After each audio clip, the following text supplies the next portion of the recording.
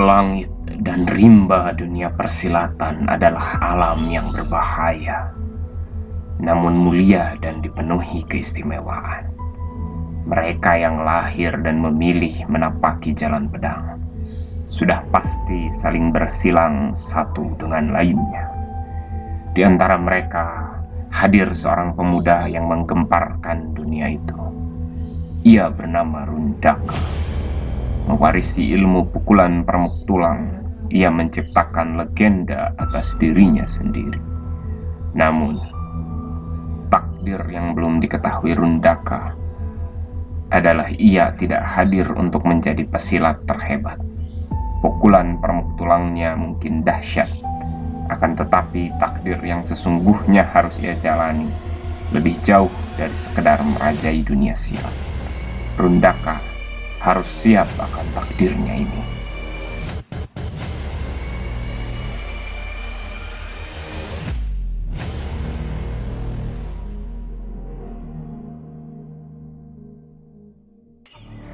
Maka berhadapanlah Rundaka dengan pria bergelung bernama Wisesa itu. Rundaka menyalakan ki-nya dan kini aura mereka sudah saling bergesekan. Rundaka merasa bahwa Wisesa seumuran dengannya, namun penguasaan ki-nya terlihat lebih mahir. Wisesa menjejak bumi dan bergerak maju ke arah Rundaka. Rundaka telah menghitung jarak di antara mereka berdua mungkin sekitar 3 tombak. Namun Rundaka benar-benar terkejut karena ia memperkirakan Wisesa akan sampai di hadapannya pada langkah ketiga. Namun dalam satu langkah saja, Wisesa sudah berada di hadapan Rundaka dan mengayunkan tangan kanannya dari samping. Sadar tidak akan sempat menangkis, Rundaka mengelak ke bawah. Gerakan itu disambut Wisesa dengan tendangan. Rundaka melindungi wajahnya dan kedua tangannya.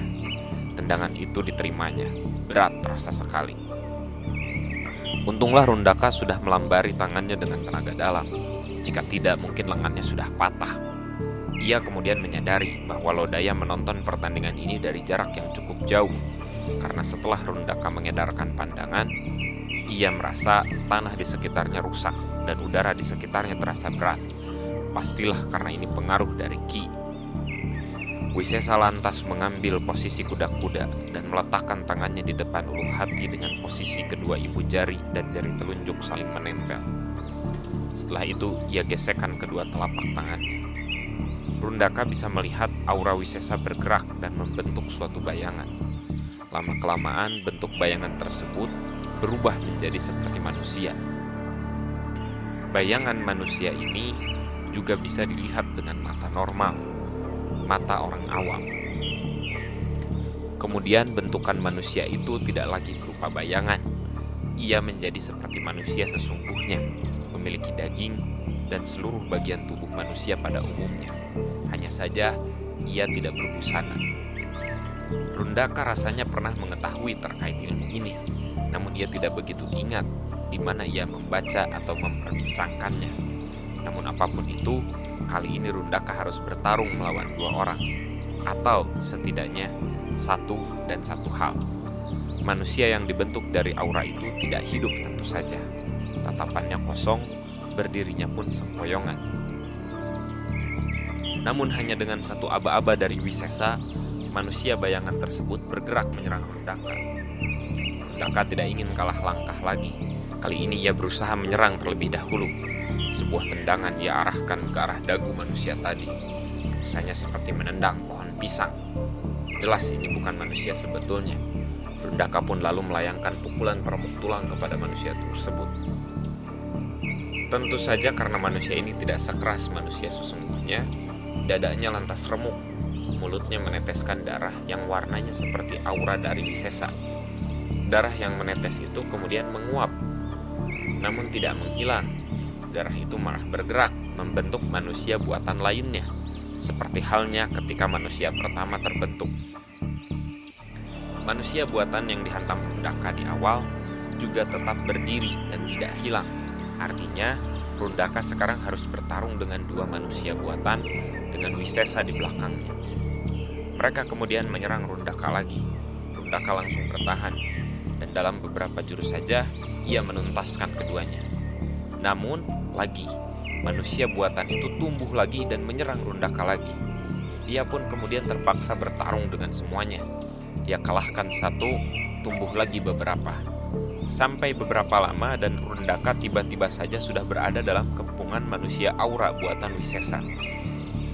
Ia hitung sudah ada sekitar 6 tubuh yang mengeroyoknya. Para tubuh tanpa nyawa ini sebetulnya tidak punya ilmu silat. Lebih tepatnya, Rundaka sedang dikeroyok segerombolan orang yang tidak bisa mati. Ini jelas menyulitkan. Baru saja ia menyelam ke dalam danau, sekarang harus melakukan pertarungan semacam ini. Sementara Wisesa masih tenang saja di belakang para manusia buatan. Ia terlihat berkonsentrasi penuh karena ia harus menjaga keberadaan para manusia buatan ini. Rundaka sadar bahwa ia tidak bisa melukai para manusia buatan, karena jika ia melakukannya, para manusia ini hanya akan berlipat ganda. Rundaka kemudian teringat tentang ilmu ini. Ia pernah membacanya dan berbincang kepada kakek gurunya tentang ilmu ini. Ini adalah Ajian Nenggala, sebuah ilmu yang membuat seseorang memiliki bayangan yang dapat bertarung untuk dirinya. Dan ketika bayangan itu dikalahkan, ia akan memperbanyak dirinya sendiri. Ketika mendengarnya, Rundaka percaya bahwa ilmu ini hanyalah mitos. Namun, kakek gurunya berkata, "Ajian ini bukan mitos, ada satu orang yang bisa menguasainya." "Siapa?" tanya Rundaka. "Ayahmu," jawab kakek gurunya pendek. Tentu saja Wisesa bukanlah ayahnya. Namun, jelas Wisesa memiliki informasi mengenai keberadaan ayahnya. Lalu, jurus ini pun nyata. Dengan adanya Ki, segala hal yang tidak mungkin kini menjadi mungkin. Dalam proses berpikir itu, Lodaya yang sedari tadi mengamati dari jarak jauh berteriak, "Jangan terpancing, kau akan kehabisan tenaga jika terus bertahan." Rundaka lalu sadar, cara untuk mengalahkan jurus ini adalah menghabisi pemiliknya. Rundaka ingin mencoba ilmu barunya yang dapat ia gunakan dengan Ki. Ia kemudian melihat Wisesa berada jauh di belakang para manusia buatan itu. Rundaka memiliki rencana. Ia menjejak kaki ke tanah untuk melompat ke atas salah satu manusia dan menginjak kepala mereka. Rundaka menggunakan jurus bangau menapak di air dan melewati kerumunan.